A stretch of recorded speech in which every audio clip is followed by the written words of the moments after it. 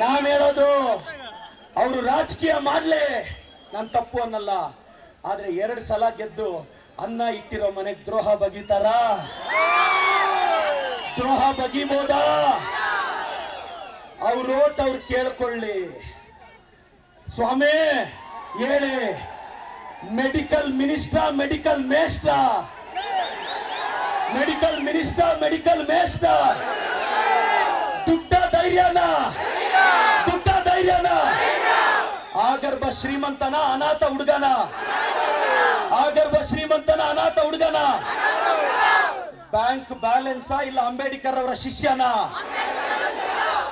ನಾನು ಈಗಲೂ ಹೇಳ್ತೀನಿ, ಅಲ್ಲ ಸ್ವಾಮಿ, ನೀವ್ 2, 3, 5 ಸಾವಿರ ರೂಪಾಯಿ ಕೊಟ್ರೆ ಮೇಮ್ ಸುಡನ್ 5 ವೇಲ ಪುದ್ವೇಲೆ ಮನ. ನಾನಲ್ಲ, ಬರ್ರಿ 4.25 ವರ್ಷ ಯಾರನ್ನೂ ಹತ್ರಕ್ಕೆ ಸೇರ್ಸಲ್ಲ.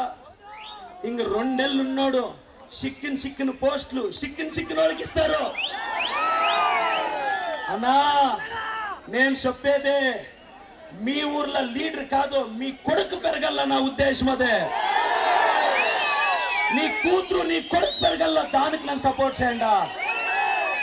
ಒಂದು ದಯವಿಟ್ಟು ನಮ್ಮ ಯುವಕರಿಗೆಲ್ಲ ಹೇಳ್ತೀನಿ, ಇವತ್ತು ತುಂಬಾ ಜನ ಇಲಾಖೆಯವರು ಆಗ್ಬೋದು, ಮತ್ತೊಬ್ಬರಾಗ್ಬೋದು, ವೈಯಕ್ತಿಕವಾಗಿ ಆಲ್ರೆಡಿ ನನ್ನ ಮೇಲೆ ವಾರದಿಂದ 2 FIR ಮಾಡಿದ್ದಾರೆ. ಅಣ್ಣ 5 ಹೆಣ್ಣ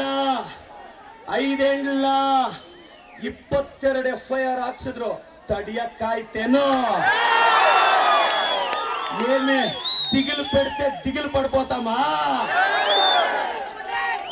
ಒಂದು ನಾನು ಹೇಳೋದು,